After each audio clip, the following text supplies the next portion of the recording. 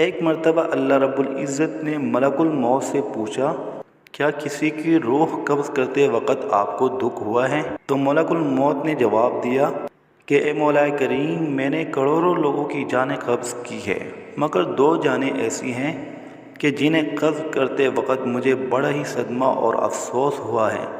میں نے تیرے حکم کی تعمیل ضرور کی، مگر نہایت ہی دکھ کے ساتھ، اور وہ دونوں ایک ماں اور ایک بیٹا تھا۔ واقعہ کچھ اس طرح ہے کہ ایک جہاز غرق ہو گیا تھا اور ایک عورت اپنے شیرخوار بچے کے ساتھ ایک تختے کا سہارا لینے میں کامیاب ہو گئی۔ تختہ دریا میں بہہ رہا تھا اور ماں اور بیٹا اس پر سوار تھے۔ اے مولا کریم کہ اچانک تیرا حکم ہوا اور میں نے ماں کی جان اس تختے پر نکال لی۔ میرے لیے پریشان کن بات یہ تھی کہ ماں مر چکی ہیں، اب بچے کا کیا حشر ہوگا؟ بچہ ایک ٹوٹے ہوئے تختے پر سوار ہے اور تختہ ہر آن پانی کی لہروں کے تپیڑے کھا رہا ہے، جو کسی بھی وقت کسی تیز لہر کی زد میں آ کر الٹ سکتا ہے۔ بچے کے لیے نہ خوراک کا انتظام ہے، نہ کسی نگران کا بندوبست ہے۔ دریا کے کنارے دھوبی کپڑے دھو رہے تھے۔ اچانک کسی کی اس بچے پر نظر پڑی تو تختے کو کھینچ لا کر بڑے حیران ہوئے کہ ماں مر چکی ہے، بچہ بے یار و مددگار تختے پر زندہ سلامت موجود ہیں۔ وہ لوگ اس بچے کو اپنے سردار کے پاس لے گئے۔ سردار بیچارہ بے اولاد تھا۔ سردار خوبصورت بچہ دیکھ کر اس پر اس کا دل آ گیا اور سردار نے بچے کو اپنی نگرانی میں لے کر اسے اپنا بیٹا بنا لیا۔ یہ بچہ 8-9 سال کی عمر کا تھا کہ اپنے ساتھی بچوں کے ساتھ کھیل رہا تھا۔ اتنے میں بادشاہ وقت کی سواری کی آمد کا شور اٹھا۔ سب لوگ ادھر ادھر بھاگ گئے، مگر یہ بچہ سڑک پر اکیلا کھڑا رہا۔ بادشاہ کی سواری گزر گئی، اس کے پیچھے اس کا عملہ پیدل آ رہا تھا۔ ان میں سے ایک سپاہی کو راستے میں سے سرمے کی ایک پڑیا مل گئی۔ اتفاق سے اس بچے کی نظر بہت کمزور تھی اور سرمے کی اسے بہت ضرورت بھی تھی، لہذا اس نے وہ سرمہ بحفاظت اپنے پاس رکھ لیا۔ آنکھوں میں لگانے سے پہلے اسے خیال آیا کہ یہ سرمہ کوئی تکلیف نہ پہنچائے، لگانے سے پہلے کسی دوسرے شخص پر آزما لینا چاہیے۔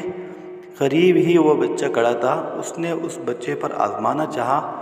بچے نے سرمہ اپنی آنکھوں میں لگا لیا، مگر جو ہی سرمہ اس نے لگایا اسے زمین کی تہہ میں موجود چیزیں بھی نظر آنے لگی۔ اس نے دیکھا کہ زمین کے اندر بہت سے خزانے پوشیدہ ہیں۔ بچہ ہوشیار تھا، اس نے چیخنا چلانا شروع کر دیا کہ سرمہ لگانے کی وجہ سے میری آنکھوں میں سخت تکلیف پیدا ہو گئی ہے۔ وہ سرمے کی پڑیا گرا کر چلے گئے۔ بچہ سرمے کی پڑیا اٹھا کر گھر پہنچا اور خوشی خوشی باپ کو سارا واقعہ سنایا۔ سردار بڑا خوش ہوا۔ باپ نے کہا کہ ہمارے پاس آدمی بھی ہیں اور گدھے بھی ہیں، تم سرمہ لگاؤ، ہم تمہارے ساتھ چلتے ہیں، جہاں کہیں خزانے پاؤ ہمیں بتاؤ، ہم نکالیں گے۔ چنانچہ ایسا ہی ہوا۔ بچے کے بتانے پر وہ لوگ خزانے نکالنے لگے اور تھوڑے ہی عرصے میں امیر بن گئے۔ بچہ جوان ہوا تو اس نے پرزے نکالنے شروع کیے۔ ان کے پاس دولت کی فراوانی ہو گئی۔ زمین کے تمام خزانے اس کی نظروں میں تھے۔ اس نے آہستہ آہستہ بہت سے آدمی اپنے ساتھ ملا لیے۔ اس کے بعد تمام سرداروں کو ادھر ادھر کر دیا اور خود ہی سردار بن گیا۔ آخر نوبت یہاں تک پہنچی کہ اس نے بادشاہ کے ساتھ بھی ٹکر لے لی اور اسے مغلوب کر کے خود بادشاہ بن گیا۔ اس بچے کا نام شداد تھا اور یہ وہی بچہ تھا جس کی ماں تختے پر ہی مر گئی تھی اور یہ اکیلا دریا کی لہروں کے ساتھ بہہ رہا تھا۔ کہتے ہیں کہ جب یہ اقتدار میں آیا تو اس نے حکم دیا کہ ایک ایسا کمال درجے کا شہر آباد کیا جائے جس کی ایک اینٹ سونے کی ہو اور دوسری چاندی کی۔ اس میں ایک عالی شان باغ ہو جس میں دنیا کی ہر چیز میسر ہو۔ جب وہ شہر ہر لحاظ سے مکمل ہو گیا تو شداد نے ارادہ کیا کہ جا کر اس شہر کا نظارہ کیا جائے۔ چنانچہ وہ شہر کو دیکھنے نکلا۔ ابھی وہ دروازے تک ہی پہنچا تھا کہ ملک الموت کو حکم ہوا اور اس نے وہیں اس کی روح قبض کر لی۔ اسے اتنا موقع بھی نہ دیا کہ اپنے بے مثال باپ کو ایک نظر دیکھ سکتا۔ ملک الموت نے کہا، اے مولا کریم، اس شخص کی روح قبض کرتے وقت مجھے بہت ہی نہایت صدمہ ہوا کہ وہ شخص ہر چیز تیار کر کے اسے دیکھ بھی نہ سکا۔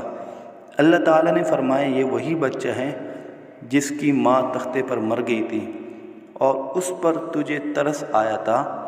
اس بچے نے بڑے ہو کر نافرمانی کی، خدا کے حکم سے بغاوت کی اور سرکشی اختیار کی، مگر ہم نے اسے خود ساختہ جنت میں قدم رکھنے کی مہلت بھی نہ دی اور اسے باہر ہی ہلاک کر دیا۔